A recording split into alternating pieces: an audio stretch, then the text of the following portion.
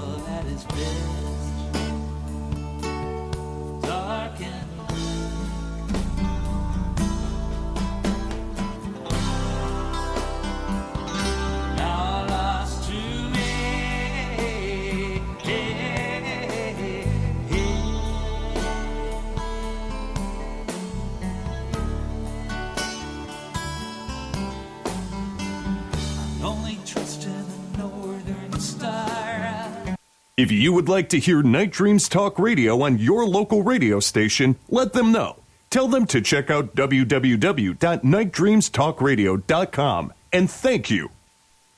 You can advertise your business on Night Dreams Talk Radio, and you will be heard worldwide. Why not contact us at nightdreamstalkradio@gmail.com. You're listening to Night Dreams Talk Radio After Dark with our host, Gary Anderson. And we are back. Well, that was a fast break. Hey, Rob, hopefully you're still with us. You're right. You look at lamb, sheep, you look at all these animals that, have been mutilated.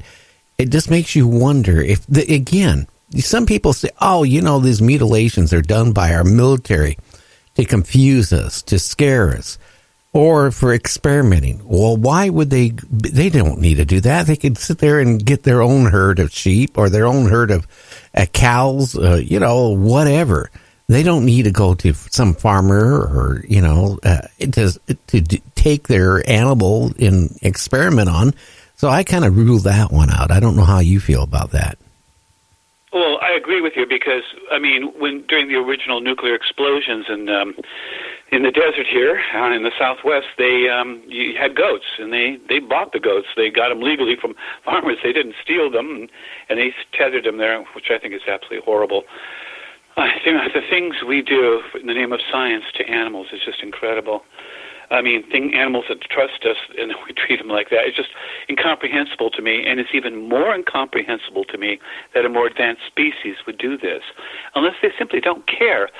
And it does make you wonder, what are they getting by getting the eyes, the tongues, the rectum, the genitals from all these creatures? And by the way, why does it seem to be restricted to bovine and equine animals?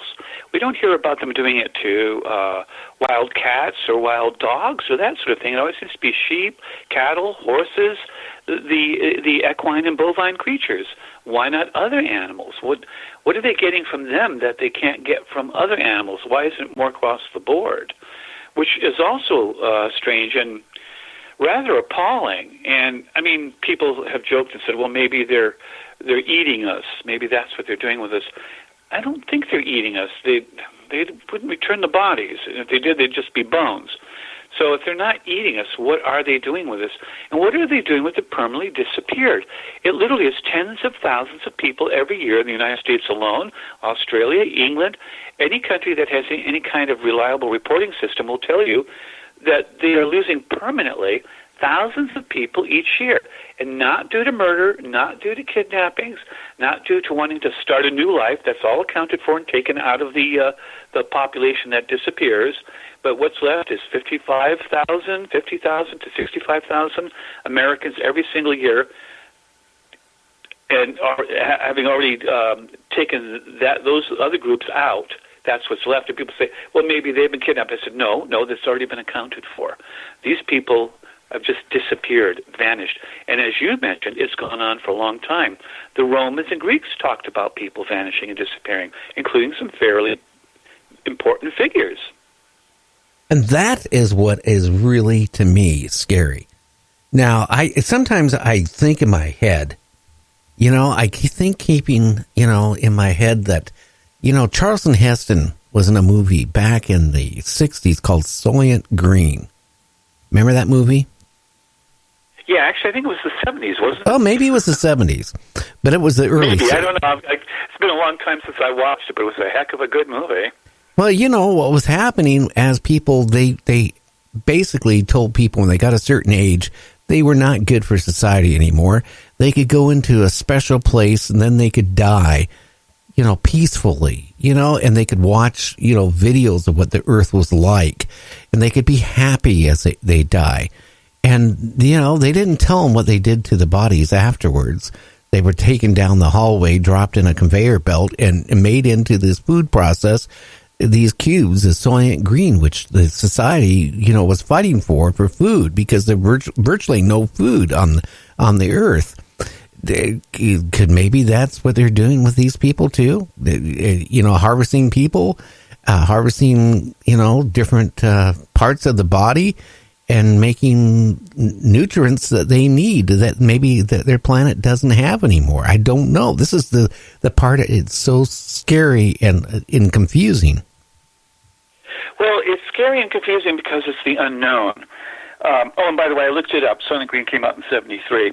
But the difference between Soylent Green and what you're talking about is those people had the choice. It was called Going Home, if I remember right. Yeah. And Edward G. Robinson was one of them that did that. But it was their choice. They weren't forced to do it. And, they weren't returned. These people that are disappearing aren't being returned at all. And yet some of them are. Their bodies are. The same with the cattle. They're not. They're only taking small portions. I mean, are these considered delicacies then, if they're actually eating these portions of the body? And, it boggles the mind. Whatever it is, you have to get down to basics, what we know. We know this is happening on a worldwide scale. We know it's happening to bovine and equine animals as well as to humans. Is it to a lesser degree or the same degree? Uncertain, because a lot of the bodies don't seem to be coming back if they are being killed. Or are they being used for some other purpose? It's hard to believe that these are just ongoing experiments for millennia. I mean, What would be the point? I mean, how stupid must you be if you haven't come to any results by now by stealing how many cows' eyes can you steal before you've learned everything you can learn about a cow's eye? So I don't think it's experimentation. I think it's something else. It's scary. Now, James, what's your feeling? I'm sorry. You go ahead. Well, I kind of said earlier, and I think Rob kind of touched on it. I think they need us, and I think it's our blood. Something about our blood, I think they need to sustain them, not necessarily meaning for us to have to eat us, but there's something there. I don't know if they have to have something in our blood to help them stay in our realm or on this earth or what it is, but it's definitely, I think, in the sustaining, it makes more sense to need us for sustaining than for experiment. It just doesn't make sense after all these years, like you've said, Gary. I agree with that. You know what? Well, go ahead. I was going to say, besides that, you have to wonder if they have the capability of interdimensional or interstellar travel, however they're coming here and from where, that they would have to do that. You think their technology would be such that they could... We're creating synthetic blood now. I mean, it's amazing what they're coming up with, synthetic skin. And even artificially created organs with 3D printers, like bladders and ears and things. So you would think an advanced civilization would be quite capable of doing the same thing with our blood. But it may be that there is something in our blood that they need, and in certain organs, that same substance or something else is concentrated that they need. And if it is, we should be running studies and experiments on based on what we know is being taken. Eyeballs, tongues, rectums, genitals, organs. What is it that all these have in common, that they might have in common, that could tell us what they're after? That is the part. It's so puzzling. Again, they could have created their own farm of humans on their planet. Why would they have to keep coming and getting them unless it's easier for them to do it? I don't know. Or it's a group of these aliens from different, again, we look at, like I said before on the show, we eat everything below humans on this planet. We eat our best friends. We eat cats. We eat, everything. Even disgusting things we eat. Again, and we're supposed to be civilized. Now, how about somebody is... Eating a cat is pretty disgusting, actually. Eating a dog is really disgusting, as far as I'm concerned. Absolutely. Yeah. I'm not too fond of oysters on the half shell either. Yeah, I don't like the way they taste. I wouldn't even want to. One time in my life, that's all it took. Slime. Yeah. Well, let's look at it logically. They're taking certain organs and they're taking blood. What do these have in common? This is what ufologists should be investigating. We should be getting biologists involved, microbiologists involved, who have an interest in these subjects, and ask them to run checks on what these... If we can find out what it is they're getting from these things, it might tell us why. And also, if they're taking humans, you mentioned they could be breeding them on their own planets. Maybe, maybe not. It may be that we just don't survive well off this world. More evidence seems to be flowing in that we might not ever be able to have a colony on Mars, for instance, because we simply are physically too attached to the Earth through evolution, that our bones are disadvantaged, that our muscles are disadvantaged, that they're finding now that astronauts are getting blood clots that could have gone to their brains and hearts from being in microgravity for too long a time. And they didn't know this until just this year. The studies have shown that there's a danger of that. And so maybe we just don't do well off planet, and they have to keep replenishing the supply. No, I guess we could be nothing more than a big ranch, a cattle farm of humans and animals. Yeah, or maybe a hunting preserve where you just keep coming back for what you want and bringing it home. I mean, I don't mean to eat, but for other purposes. We could be a slave population. The Anunnaki, supposedly, according to the Sumerian cuneiform texts, said that we were a slave race, that we were designed to be a slave race. Well, maybe that's what we still are.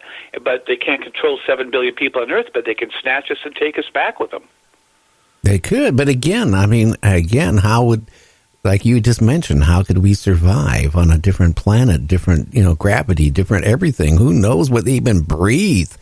But I tell you, this situation, you're right. They should be investigating, why they're taking the heart, why they're taking the eyes, why they're taking the rectum, why they're taking, all this stuff, and what would be the reasoning before it. And that is what we need to be looking at. And a lot of I hate to say it, I talk to a lot of people, a lot of guests.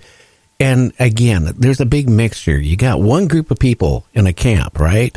It says they're here to take care of man.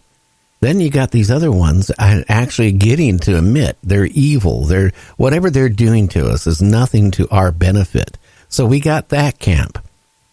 I rule out the thing. They're not here to serve man unless it's on a platter. I mean, they're not doing anything to help us. They're not stopping the global warming. They're not stopping wars. They're not stopping anything if they have the technology to do so. They have